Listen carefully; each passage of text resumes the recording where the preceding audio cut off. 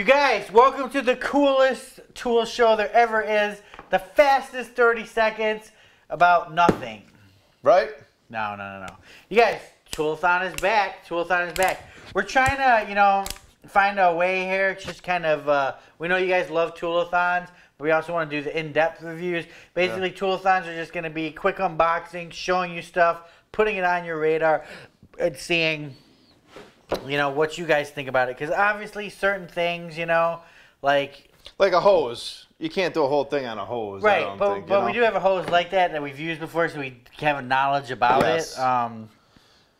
But whatever. So today on the show, we got a bunch of cool stuff. We got some stuff from WIFI, which is actually woods. We got some Keens. Everybody loves some Keens. We got some Black & Decker. We got a DeWALT saw. We got something called Pali heater, which we're going to talk about in a second. Vampire tools. Vampire tools. Easy thread. And last but not least, RYOBI.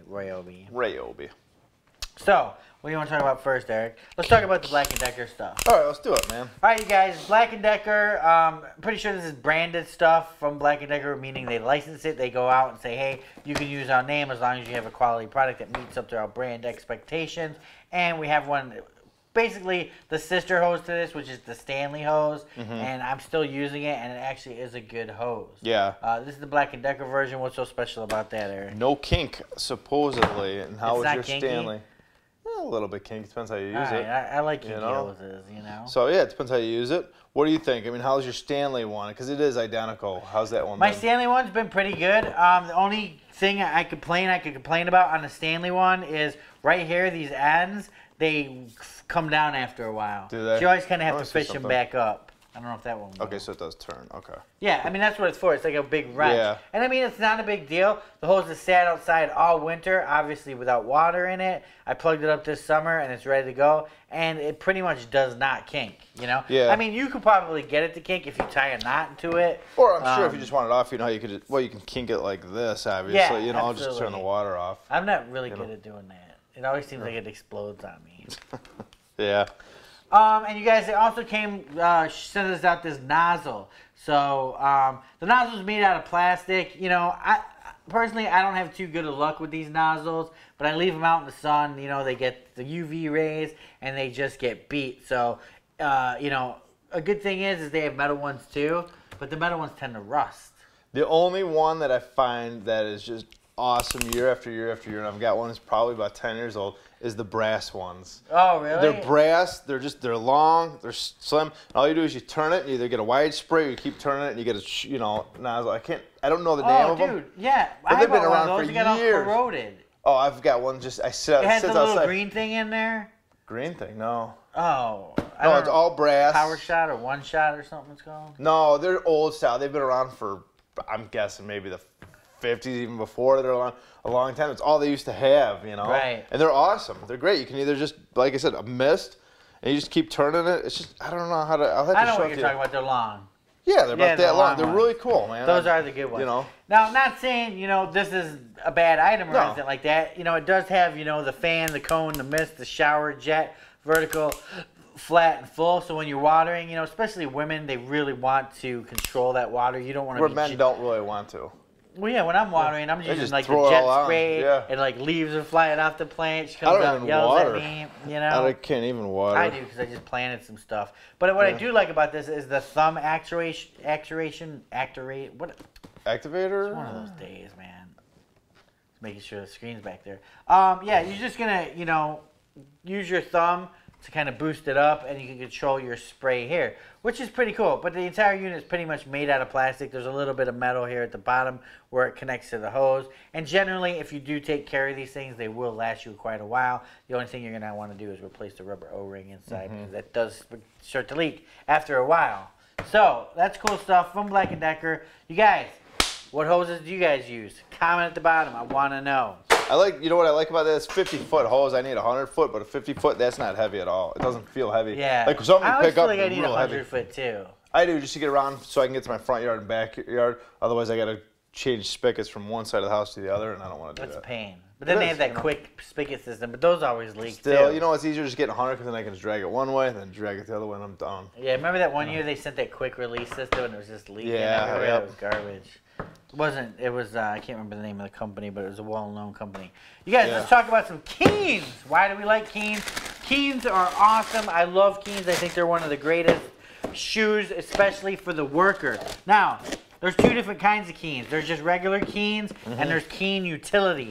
These are Keen Utilities, you guys. So when you're going to work, you know, there's certain things you might need a steel toe. You might need, you know, oil resistant, electrical, all sorts of different things. electric static ones or something like that. So these are two ones right here. So utility is more on the work side of gear. Work side is what you're saying. Yes, yes. And they make it for women too also. And they make really cool styles. And they also make the ugly styles that you have to wear at certain jobs. Like, I always find when they say you have to wear black shoes, they're always ugly styles. All black. No. I mean, obviously, this is not an all black design right here. But no, there's a lot of, like, I mean, cops you see with black shoes on. Excuse me. Right, and I mean, you know, comfortable footwear. That's what it's all about, you guys. This right here is the, in fact, I think I'm going to wear these to Germany. Because I wore my other ones to China, and they lasted. The only thing is they're not good in water because they're not waterproof or water resistant. So if you are in wet areas, you do want to get the water resistant ones. These are the Detroit Low ESDs, you guys. Real good, you know, look at that grip on there. You're climbing equipment, you're climbing something, this is going to grip and you're not going to slide off. The one that Eric's holding is the Rallies with an aluminum toe. Looks more like a tennis shoe. Right, and you're not going to get the grip. So if you're running on and off of equipment all day, this might not be the shoe for you. But if you're running around a warehouse all day, something like that, this is definitely going to be the shoe you're going to want to do. I mean, that's a quality built shoe. You know what's nice, these things too, you know, if you're in muddy, this tends to hold a lot of mud because it's got a lot of, you know, deep tread on there, where this style doesn't hold as much mud. Right, right. You know? I mean, that's actually a cool shoe, man. Yeah. That's a cool shoe. So both this one is steel toe. So do they make, I don't know if they make this one aluminum toe. Oh, aluminum toe. Yeah. So it does have the protection. Yeah, you just have to look on their site, you guys, because sometimes you find a pair you want and they have a steel toe or a composite or aluminum. I find that the composite ones, you can't even tell the difference with the weight. And I mean, do you want a steel toe? Why not? Why not have it? If it's a composite and you can't tell the weight between the difference between this and one that has that in, because if you're ever in a situation, self-defense, something like that, or even like, you know, you got a flat tire or something like that, you just need to kick something to get something to budge or move. Yeah. That steel toe is really going to come in handy and really going to help. What I like about Keen is they offer wide. I don't find too many companies that offer wide. Wide shoes. Like theirs, I think is double or triple E is what they call it. You know, but a lot of ones they just have, you know, you get a 10, 10 and a half, 11, 11. But you can get 10, 10 wide, 10 and a half, 10 and a half wide. Yeah, I get 4.5. 4.5, yeah. No, I'm kidding. I'm like 9.5, 10. Oh yeah, I'm 10 and a half wide. So, yeah, but I like to go 9.5 if I can, because I do like that tighter feel. I hate loose shoes, but it just depends. All brands are different. I mean, you know, you just have to get comfortable with your brand. Talking about Keen, we're in the workwear field. There's nothing that we haven't talked about yet. Is the new True Gear work pants. Yes, yeah. Yes, which I'm actually wearing now, so I'll show you guys. You guys, I am loving these pants. The only downside we can say to these pants is that they're not available in all sizes. That is a big deal. So he did not get a pair of them. Unfortunately, they didn't have them in his size. I'm 32, 32, which is a really common size. And I'm 34, 34. Actually, I'm 32, 30, I think. What are you? 34, 34. Wow, okay, yeah. I mean, I like 34, 36, technically. Well, long 36 Yeah, long? just because then you can come over your boots, and when you sit down, they don't, like, you know, yeah, but I hate that, because then you take off or sometimes the back end, you're stepping on the back end of the trousers. I don't like that. Trousers? Isn't that what they're called? Pants, trousers? Yeah. You guys, the cool thing about these pants here is tons of pockets on them, and they're lightweight, and they're rugged. Yeah. These pants right here, they're looking pretty clean right now. But I did a whole flooring project with them, and I mean, I had the knee. They don't come with knee pads, but I was putting dish towels in there, which actually works really well. Are they kind of like the black ladders, where you can put them right inside? They got black ladders, but way lighter. Yeah, which that's what I like, and the same amount of like, you know, tear resistance. I didn't get one tear on these, and I was running around floors with nails in them. Bare floors, OSB floors, whatever, you know. And they have other Truewerks. Well, I have the old pants, and I love those a lot. They are light. I don't know, they're just nice pants. The other ones I like, the other Truewerks I like, but only in winter. In summer, I feel like they're a little warm. Well, because they got that fuzz stuff on the inside. What's it called? Fuzz stuff. I don't know what you're doing to your pants. No, man. It's got they're nice for wintertime because what is it? It's like not a felt. What's that stuff called? Like they've got. I don't know, Eric. I don't know. I don't know what you're talking about. But the cool thing about these pants too is there's little areas. Fleece. Where they have reflective on here. So you are wearing black pants, which obviously is not the greatest on a job site, but they do have reflective in them. So at night you will show up. You're not going to get, run over. We hope. Unless it's by some guy that doesn't like you. Yeah, knock on wood. Okay, so we can put these away now. Next on the agenda on Toolathon, you guys, we're going to talk about Wyon. How do you guys pronounce it? From Woods. Basically, you guys, you want a smart house, this is the stuff that's going to do it. Right here, what Eric has is the stake. The stake. So, do you have to actually put it in your yard somewhere? So it's just like a power thing. That well, I mean, technically, you could put it in your living room, but it'll look a little weird. No, I don't know. Don't you have one of these? The old stake one, yeah, I haven't seen this one. So with the stake, you guys, okay. So yeah, so you're gonna screw this on here. It's basically gonna give you power out in your yard somewhere. It's good. You got Christmas lights, whatever, even just regular lights during the, Yeah, and you don't have to run power underground to it. Oh, it comes with this too. Wi-Fi extender, I believe it looks like. No, that's not a Wi-Fi extender. You plug something in. Basically, indoor Wi-Fi outlet. Yeah. So basically how this works is Eric plugs this in his house. If he needs a coffee machine, he wants it, or you left the house, oh my God, I left the coffee machine on, he can use the app to turn this outlet on or off.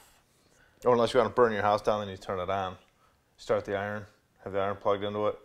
You probably could. That's actually a bad idea. We shouldn't have said that because now we're going to be like in trouble with the insurance agencies. So yeah, you guys, with this, it's just a stake. You're going to plug it in, plug this into the wall, and it's all Wi-Fi. 3 outlets. The cool thing about this is Christmas lights. Oh, good idea. I mean, everybody complains at Christmas, like, oh, there's never a good switch to turn them on. Yeah. We have to use a timer from 8 a.m. to 6 p.m. don't be on or something. With this, you can just turn them on at any time, You're on your way home or, hey, my daughter's coming home and, let me turn the lights on for her. You can just hit that button and turn it all on. You can also hang it. It's actually a really cool thing, man. I'm sure that sticker comes off there. We're actually going to try it. We're going to show you guys. You're probably seeing it right now, the B-roll. So that's the Wyon from... the app's really easy to use, what I like. It's easy to navigate. I believe you can hook up to 12 different electrical things to it. Electrical devices. I think you can. Yeah, the only thing I wish it worked with is Alexa, Amazon's Alexa, which it might in the future. But this is also a switch. So you put this switch in the wall, and then you can turn on whatever is connected to the wall and the switch, so an outlet. So it's pretty cool seeing this technology, seeing it come about. It's going to automate your home, you guys. I mean, if I started to build a home from scratch today, I'm going to incorporate all this stuff into that home. I got a Nest. I love my Nest. I got Nest cams. I love those. My whole house is pretty much automated now. You guys, Easy Thread. How many times have you had a bolt or something like that and it's nicked or it doesn't work or it doesn't want to go in and you don't want to force it because you don't want to start stripping threads? 5 times. 5 times it's happened to you? 6 times, maybe? Well, maybe it's happened to me a little more. Well, now they have this Easy Thread, you guys, and it's this little thing right here that goes on the end of a rotary tool or a drill. And what it's going to allow you to do, it's got diamond edges on it and like a V groove. So it'll allow you to run the tool around and recut those grooves. Which is very cool. Now we have tried that. It works pretty good. Yes, I don't know that I'm showing you B-roll right now because I don't know that I have the footage, but I will be showing you something of it. But Easy Thread, it works on metric, inch metric pipe. They have different sizes because we didn't use one that big. The one we had was a small one. Yeah, that's right. I'm trying to think of where that small one was. Oh man, in here it could be anywhere. Because we shot it a long time ago. But yeah, it's pretty cool, you guys. I mean, otherwise you're going to have to use a regular tap and die set. With this, you're just going to go in and just cut the grooves out. And the cool thing is any size. Next, you guys, we have Vampliers. I want to what? Eat your blood? Or what is it? I want to suck your blood. What is it? Yeah, I want to suck your blood. Yeah, Vampliers, guys. Out of Japan, a company called Vampliers. These are actually really cool, useful little pliers, especially The company's not called Vampliers, though. Yeah, it is. Vampire Tools. Oh, Vampire Tools. Yeah. But those are Vampliers. That's the... Okay. What if we like went and met them and they're all vampires sitting there and like they're Count Draculas? I don't know if I'd recommend their tools that way. I don't know why. What? If they're vampires? Yeah. Then what if they're like, you're going to recommend our tools or we going to suck your blood? Yeah. Oh my God. You guys, very cool little tools. These are, they say engineer on them, so I'm pretty much sure these are engineer series. There's all different kinds that they have. The beauty of these things is on the front tips here is alligator-like. I mean, most pliers, when you grip on the front and you turn, you're going with the groove. So there's really no kind of grip there. There's no traction or anything like that. With this, it's got grooves in it, so it's going to go in and grab and turn. And we have used it quite a few times, and it does do the job most of the time. Some wire cutters on board. Kind of a cool ergonomic design for the handles. You know, it's Japanese. Yeah. Japanese is precision, you know. I mean, a lot of hand tools are made in China right now, and this is made in Japan. And the Japanese really do a good job of keeping with the quality, keeping with the nice finish, and, you know, making a quality tool, I think. Yeah. I mean, them and the Germans always seem like they got the top manufacturing things, you know? Yeah, but you're paying for it, you know? I mean, it's not cheap, but that's okay. Not cheap, but I'd rather have the quality than the frustration. Yeah, people that want, you know, really high-end tools are going to pay for it. Mm-hmm. Those are the kind of tools where I'm like, keep your mitts off them. I don't want to loan them. I don't want to loan my weird stuff out. I always pretty much know where the my good weird stuff you never is. get back. Right. You And know? that's another thing, dude. Loaning tools sucks, man. We gotta Don't do it. Don't do it. Don't loan tools, you guys. Because you know what? This is kind of cool. What? Just how you can mount this and then that can go on. You can take it off real easy. You know what I mean? We're getting to that. Back to loaning tools. You guys, how many times have you loaned tools? Everybody that wants to borrow tools, always willing to come get it as soon as possible. Very quickly. They'll come within 10 minutes. Yeah. Oh, can I come over right now? All right, I'm coming right now. But then when it's time to get it back, oh, I'm still using it. Or, yeah, it's at the shop. Go get it. Why do I have to go get it? Exactly. Or you don't hear from them again. Yeah. I mean, dude, you got to... I've got things out to 3 different people that have been out easily over 6 months, if not a year. One's been a year. 2 of them have been a year. Yeah, so 2 different that's things. why I try not to loan things out. I got a couple people I loan to, and that are cool, and I know that will return things. But the people that sit on it and you never get it back, forget about it, dude. No. It totally upsets me. I hate it. It makes me unhappy. You guys, a little bit departure from the norm right here. This is the Calf Ramo heater. As you're looking at it, it's just a weird-looking contraption. Well, what it's for is to heat an engine compartment, but you can also use it for other things. If you need to heat an area, keep an area from freezing, this is the heater you're going to want. Basically, I can't turn it on right now because it's above 40 degrees. At 40 degrees, it kicks on and maintains that temperature or higher, so nothing in it freezes. Basically, it's really good for boats. We have a Tools in Action boat that we use, and we were able to actually pull it out of storage early this year and not worry about an overnight freeze, because when it did freeze, we just pop this thing in the engine compartment, plug it in. When it gets down to 30 degrees, this is going to kick on and keep the water from freezing in there. And it's very safe. That's the cool thing. There's no direct blowing heat anywhere or anything like that. So basically, like Eric was showing you, you're going to put this bracket somewhere in your engine compartment, and you're going to be able to slide the heater in. And the great thing is for summer, you really don't want this in your boat getting beat around, you know, stuff like that. Yeah. So you can just clamp it in every time you need it. Yeah, that's nice. That's cool. Right? Yeah. You just plug it in. It's got an extra long cord here, so you can plug it into your dock, whatever, and this thing's just ready to go. I mean, I think it's a very cool little engine heater. Something that I would recommend. We're going to have more on this once winter rolls around. We're going to see how long we can keep the boat without winterizing it. We're going to see if we can do it all year round. Yeah, I mean, that's going to be risky, because if it doesn't work, it's going to blow. But, no, it blows the motor, because water gets in there and, you know, freezes and cracks blocks. But with this, honestly, I think you're okay. Unless you get into some brutal 40, I don't know. I wouldn't even chance it here, below. man, because it's going to be, you know, you get winters where it's just bad constantly. Yeah, but dude, this heater, I've seen it in action. It cranks out. Really? Yeah, obviously I can't do it now because I can't turn it on. If I go put it in my freezer for an hour, plug it in, we could show you it in action. But obviously we can't, so that's why we're just showing it to you on the Toolathon, and we'll show you it again. Now, next, what do we got?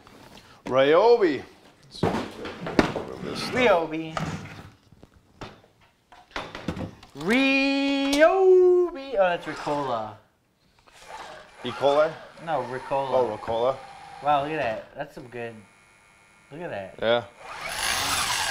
You guys, RYOBI, definitely known in the outdoor power equipment industry. And just the homeowner tools in general, they got a huge line. Yeah, this is their 18-volt string trimmer, lithium brushless string trimmer. We had a chance to take it out, and it works pretty good. It is only an 18-volt, so don't be like blown away if you're a landscaper. It's not for you. Definitely. But for the guy that really just has small little areas to do, this is perfect. You know, If you already got the 18 line of tools, you know, in a small house, this is great. I think when's RYOBI the first one to come out with an electric string trimmer? Oh man, that's a good question. I mean, I can't even remember back then. Them or Black & Decker. Yeah, I'm sure you're right. one of those two. You're right. Well, they probably had the electric corded ones. Yeah. But I don't think RYOBI had one until they came out with the One Plus. But they might have. That's true. Good point. You know, that's when all this stuff exploded, you guys. Once lithium ion came onto the scene, it changed the game forever. You know, I mean, gas is really having a hard time keeping up with any of this stuff right now because just all the downfalls to gas. But don't get me wrong. You're a commercial landscaper. You're on a bigger property. All you're going to want is gas because you're going to need that runtime and you're going to need that power. So, yeah, we got to use this back there. And actually, I like the weight of it. I thought it was really light. And the balance was really good. Like, to be honest with you, I mean, this is probably going to be my go-to stringer for a while. I call it stringer. String trimmer? String trimmer. Yeah. I still it's not bad. I still like the Eagle line. Yeah, Ego's really good, too. But Ego's it's a nice trimmer. But again, if I didn't have Ego, and because I have some RYOBI tools that I really like, I would actually just stick with RYOBI. Well, here's the difference too, though. Like Ego is, you know, balls out. Can I say that? You can say whatever you want to. All right. Well, I don't know if I can say it. Ego's just crazy power, gonna rip up everything, and that's great, you know, if you really wait to do your lawn. But I'm just saying, for maybe the little old lady or the the guy that just does a little bit of touch-up trimming here and there. I don't know. I was pretty impressed with this stuff. You haven't even trimmed it all this year, and it was going through that stuff. You know what I mean? It did a good job. I think it did a good job. All right, what do we got next? Last but not least, dude, let's show you guys some DeWALT. We're actually going to show you some other DeWALT stuff here in a second. This is cool. Yes. They came out with this a while back. They had a plug-in version, and they also had another 820-volt version. But this is their XR brushless version. It's basically their compact little reciprocating saw. What I like about it, a few things that I like about it, is that it can... you can put the blade in. It's got that 4-way blade thing. Oh, it does. Yeah, which is cool. You know, I love that about DeWALT. You can either put the blade in, you know, normally upside down, left or right, which is going to allow you to get into a certain situation. Doesn't have an adjustable shoe, but it does have a pivoting shoe. I would like to see an adjustable shoe. I'm always a fan of adjustable shoes because it aids in longevity of your blade. Right? Yes. But obviously, for certain reasons, I'm sure they couldn't fit all that right in here, which was, you know, there's not a lot of space. That's what the whole thing they're going for is compact. Got a lot of power. Got some B-roll rolling where I actually cut down some walls with this thing. And, you know, honestly, I got to say, I do love Milwaukee Sawzalls. Oh, yeah. Yeah, they're the Milwaukee one-key Sawzall, or their, you know, their non-one-key version of it is a great reciprocating saw. You know, it's feature-packed. It's a great saw, but it's big and it's long. I was going to say, yeah, that one's got a lot of power if you're doing demo all the time. Yeah. This is great for if you're getting in tight spots. It's still got a lot of power and all that. And just fitting in your bag. If you don't need that full, That's you know, raw power all the time. And, dude, this thing has got some power for how little it is. It's definitely not underpowered or anything like that. It's got power. It's just, you know, it'll fit more in your bag. 2,900 strokes per minute. It's just, I mean, look how compact it is. Obviously, I don't have a battery on it now. You can put a 5-volt battery, or they even have 6 amp hour batteries now you can put on it. But it's just ergonomic. I mean, just look, right there, all your over modes there. You can grab it, you can do your work. You get the controllability, which is really cool. What are you looking for there? I just want to see, can you use FlexFold on there? You can use FlexFold on there.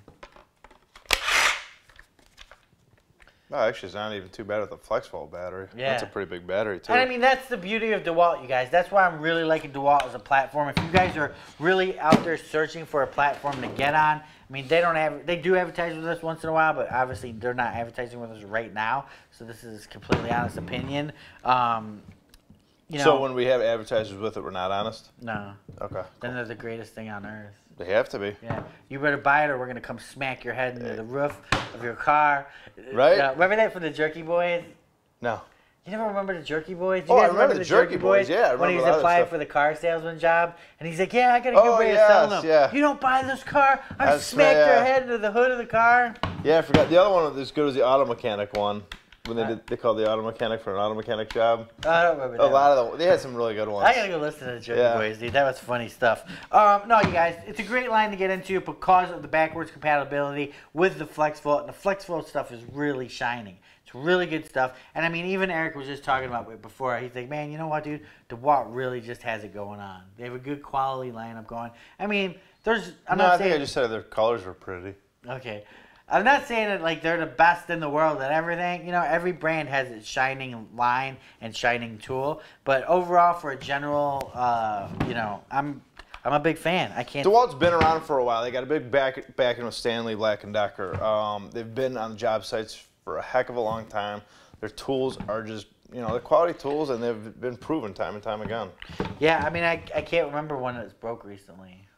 The only complaint that I used to get about DeWalt was on the XRPs. A lot of people would break that where the stick pack goes. I've seen a few of them break. Like I saw a lot of electricians and plumbers who electrical taped their grip because their battery was breaking off. Yeah, I don't know. I can't remember last time we've 20 seen or someone emailed us a complaint where they've said, hey, have you guys been experiencing this type of problem?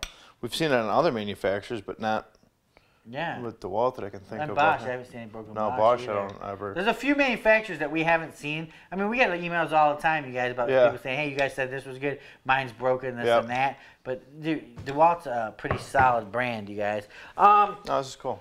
Cool stuff. Let us know what you guys think. This is a Toolathon. Like I said, Toolathon, you guys, are just quick. It's different. Yeah, we're just showing you stuff. I wouldn't say quick. It's been about a half an hour, but well, no, but we go into the tools really quick. We how don't far go into can you depth. go into a heater? What do you want us to do? Dismantle it? If you're into that, go over to AVE, dude. That guy's crazy. Love his stuff. He will like tell you what everything's made out of, and I know like 0.0005% of the knowledge he knows.